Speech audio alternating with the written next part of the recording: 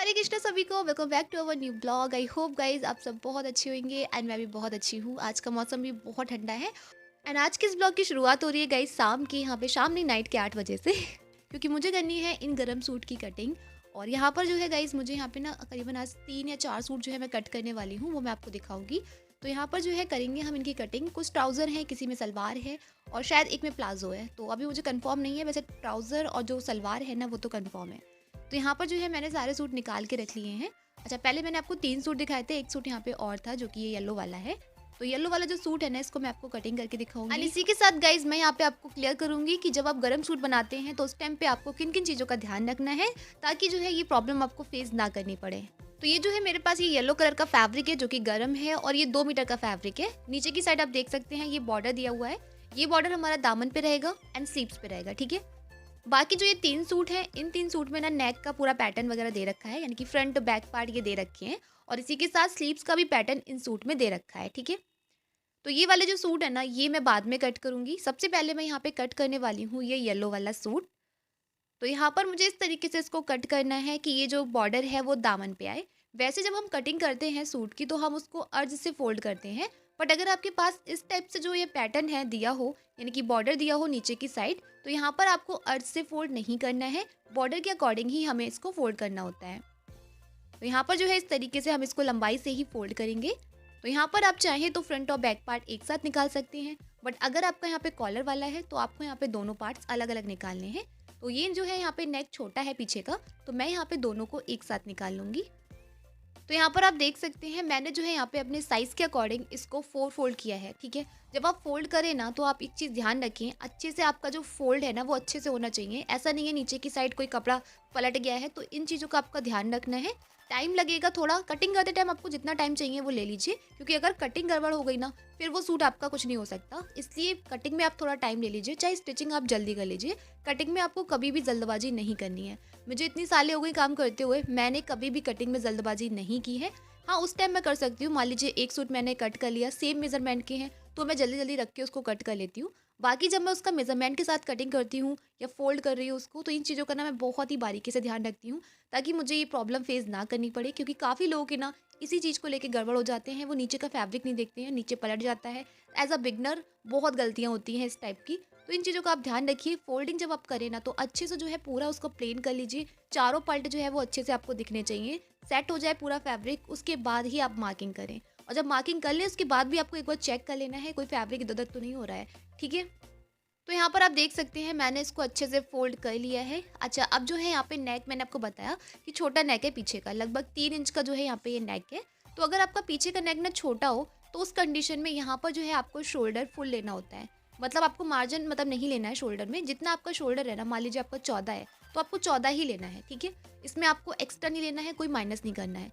ये उस कंडीशन में करना है आपको जब आपका जो पीछे का नेक है ना वो 0 नेक हो, 2 इंच का हो, इस टाइप से हो, तो आप यहाँ पे जो है छोटा नेक में आपको फुल शोल्डर मेज़र करना है। तो मैंने जो है यहाँ पे इस कुर्ती के अकॉर्डिंग इसकी जो शोल्डर है वो मेज़र कर लिए हैं, यानी कि जो कस्टमर के शोल्डर थे वो मैंने मेज़र कर लिए हैं, ठीक है। बाकी हमारा मेज़रमेंट जैसे हम मेज़र करते हैं वैसे ही करना है। अच्छा, यहाँ पर जो हमें एक चीज़ ध्यान रखनी होती है वो फिटिंग में होती है। अगर आप यहाँ पे कस्टमर से कोई ड्रेस ले रहे हैं फिटिंग के लिए, तो आप उनसे बोल दीजिएगा कि अगर आप गरम सूट बना रहे हैं तो वो गरम सूट की ही फिटिंग दे। ऐसा नहीं है आप गरम सूट बना रहे हैं और आपके पास फिटिंग आ रही है कॉटन के सूट की, तो उसमें आपका फ़र्क हो जाएगा, ठीक है। तो अगर आप गरम सूट बना रहे हैं तो या तो आप गरम सूट की फिटिंग लीजिए, अदरवाइज़ बॉडी से जो आप मेज़रमेंट लेते हैं, तो जो हम यहाँ पे नॉर्मल फिटिंग रखते हैं कॉटन वाले सूट की, उससे यहाँ पर आपको आधा या पौन इंच एक्स्ट्रा ही लेना है। क्योंकि गरम सूट में जो होता है ना वो फैब्रिक थोड़ा मोटा होता है, उसके अकॉर्डिंग जो है आपको यहाँ पे आधा पौन या 1 इंच भी आप एक्स्ट्रा ले सकते हैं। मान लीजिए 34 है तो आप इसको 35 कर सकते हैं। इतना जो है आपको एक्स्ट्रा लेना होता है, ठीक है। ये गरम सूट में आपको करना होता है। लेकिन इसमें भी ना काफ़ी टाइप के गरम सूट आते हैं। कुछ आपने गरम सूट देखे होंगे वो बहुत मोटे फैब्रिक में होते हैं, ठीक है। उस कंडीशन में आपको ये करना है। बट अगर आपका फैब्रिक मोटा वाला नहीं है, बहुत सारे गरम सूट ना इस टाइम पर ऐसे चले हैं वो बिल्कुल पतले से होते हैं, मतलब उनको पता ही नहीं चलता कि गरम है ठंडे हैं।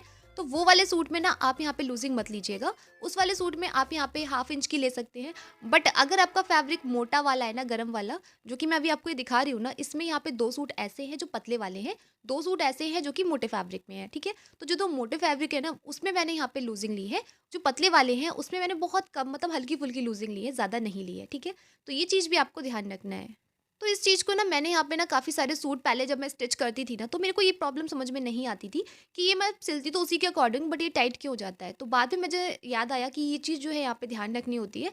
अच्छा, इसको ना गर्म फैब्रिक में ही नहीं, अगर आपका कोई ब्लाउज भी है ना, तो भी आप देखेंगे कॉटन का ब्लाउज अगर आप सिल रहे हैं तो उसका आपको फिटिंग थोड़ा अलग रहता है। अगर आप उसमें लाइनिंग लगाते हैं तो आपको उसको थोड़ी अलग टाइप से सिलना होता है, यानी कि फिटिंग में थोड़ा बहुत इशू होता है इसका, कि आप कॉटन की फिटिंग उसमें लाइनिंग वाले में नहीं कर सकते हैं। तो इसी तरीके से ये वाला भी है, फैब्रिक के ऊपर होता है, फैब्रिक मोटा है तो आपको यहाँ पे थोड़ा-सा लूज़िंग जो है वो लेना होता है, ठीक है? एंड इसी के साथ ना काफ़ी लोगों का ये क्वेश्चन रहता है कि क्या गरम सूट में हम लाइनिंग का यूज़ कर सकते हैं? तो देखिए, गरम सूट में अगर आप लाइनिंग का यूज़ करना चाहते हैं तो ऐसा कुछ नहीं है कि आप कर नहीं सकते हैं। बट यहाँ पर ना कोई मतलब नहीं बनता है कि गरम सूट में हम लाइनिंग लगाएँ, ठीक है? अगर आप यहाँ पे लाइनिंग लगाना चाहते हैं, काफ़ी सूट ऐसे होते हैं ना बिल्कुल सुतने वाले होते हैं, तो आप उस कंडीशन में जो है यहाँ पे लाइनिंग का यूज़ कर सकते हैं। बट अगर आप कॉटन की लाइनिंग लगाएँगे तो वो ठंडा होगा, जो कि मेरा पर्सनल मैं अपना बता रही हूँ कि कॉटन की अगर मान लीजिए हम लाइनिंग लगाते भी हैं, तो वो ठंडी लाइनिंग होगी, तो उससे तो आपको ठंड लगेगी। तो अगर आप यहाँ पे लाइनिंग यूज़ करना चाहते हैं तो जो गरम वाला फैब्रिक आता है ना हल्का वाला, तो वो आप प्लेन वाला ले सकते हैं एज़ अ लाइनिंग। तो मैंने यहाँ पे एक में लगाया था, वो बहुत ही मतलब सूतने वाला फैब्रिक था, तो मैंने उसमें यूज़ किया था उसको। तो वो जो था ना वहाँ पे फिर सूतने वाली प्रॉब्लम ठीक हो गई उसकी। तो ऐसा आप उस कंडीशन में कर सकते हैं, मान लीजिए कोई आपका बहुत ही कॉस्टली सूट है और वो सूत रहा है, उसका फैब्रिक इस टाइप से है और आप चाहते हैं कि हाँ, उसको आप लॉन्ग टाइम तक पहने, तो आप वहाँ पे लाइनिंग का यूज़ कर सकते हैं। बाकी गरम सूट में लाइनिंग का यूज़ करने का कोई मतलब बनता नहीं है, क्योंकि ऑलरेडी वो गरम होता है फैब्रिक और उसमें हम लाइनिंग लगाएँगे ना तो बहुत ज़्यादा मोटा फैब्रिक हो जाएगा। तो आई होप गाइज़ जिसका ये क्वेश्चन था वो क्लियर हो गया होगा। मुझे ध्यान नहीं है नाम, कि किसी ने मुझसे पूछा था, आई थिंक ये मेरे पास एक वीडियो आई थी, उसमें मेरे पास ना काफ़ी सारे कमेंट्स इकट्ठे हो गए थे उसके, जो कि मैं रिप्लाई नहीं कर पाई थी। तो उसी में से एक कमेंट ये था कि जो गरम सूट होता है उसमें लाइनिंग लगाते हैं, नहीं लगाते हैं? तो लगा भी सकते हैं, नहीं भी लगा सकते हैं, ये अपने ऊपर डिपेंड करता है और फैब्रिक के ऊपर भी डिपेंड करता है, ठीक है? तो यहाँ पे जो है लाइनिंग वाला सूट जो था, ये पहला हमारा ये कट हो चुका है और इस पे ना मैं केवल यही वाला कट करूँगी। बाकी मैं ना यहाँ पे नीचे ज़मीन पे बैठ के कट करूँगी, क्योंकि पैर में ना आज मेरे बहुत दर्द हो रहा था और यहाँ पे ना खड़ा नहीं हुआ जा रहा था बिल्कुल भी। तो यहाँ पे ना गरम सूट में ना बहुत टाइम लगता है कटिंग होने में, क्योंकि मेरी ना स्केची की धार है ना वो बहुत हल्की है। अभी मैंने आपको बताया भी था, तो तब से मैं अभी तक इसको धार ही नहीं डलवा पाई हूँ। तो बहुत ही हल्की धार है ना, तो इस वज़ह से कटिंग करने में बहुत दिक्कत हो रही है। तो ये आप देख सकते हैं गाइज़, बाकी जो ये 3 सूट थे ना वो मैंने यहाँ पे ज़मीन पे ही कट किए थे।